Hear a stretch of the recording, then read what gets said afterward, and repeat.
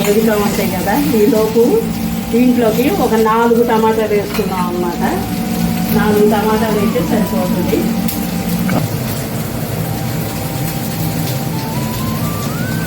ఇప్పుడు 4 టమాటాలు కోసి అవి ఏమిటో ఉంటాయి, దాంట్లో వేస్తాం. ఇవి కూడా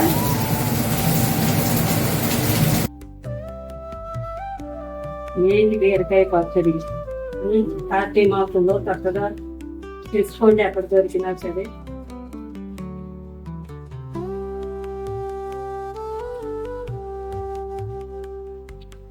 ఇప్పుడు మనము రోడ్డు ఉందన్నమాట, రోడ్ల వరకు ఇవి సరిపోతాయి. ఇంకో చిన్న కాయ కోసుకుందాము. కూడా ముక్కలు కూడా వేసేద్దాము. ఇప్పుడు మొత్తం 3 కలిపేసేసి ఏం చేసుకుందాము.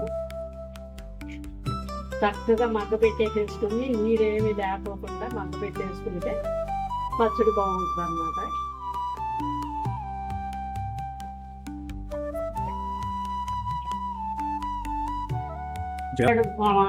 అందుకని ఉప్పు కూడా వేసాను.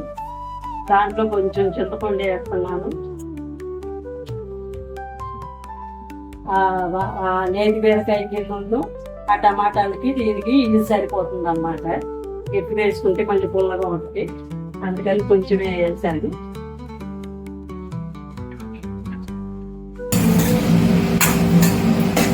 సరే, ఇవి ఏగుతూ ఉంటాయి కదా, ఈ లోపు మనం ఏం చేద్దామంటే దీని మీద మూత పెట్టేసుకుని మగ్గ పెట్టేద్దాం. అట్లా అన్నీ సిద్ధం చేశాను. ఇవి కూడా వేగిపోయినాయి. ఇప్పుడు మనము ఇవి రోట్లో వేసుకుందాము. వేస్తున్నాం చూడండి. ఇదిగో ఇట్లా మగ్గిపోవాలన్నమాట. ఇది మగ్గిన తర్వాత రోట్లో వేసి రోటి పచ్చడి చేయాలని ఎప్పటి నుంచో అనుకుంటున్నాను. మిక్సీ వేసుకొని రోలు కొట్టినాము. ఇక అది ఇవాళ రోట్లో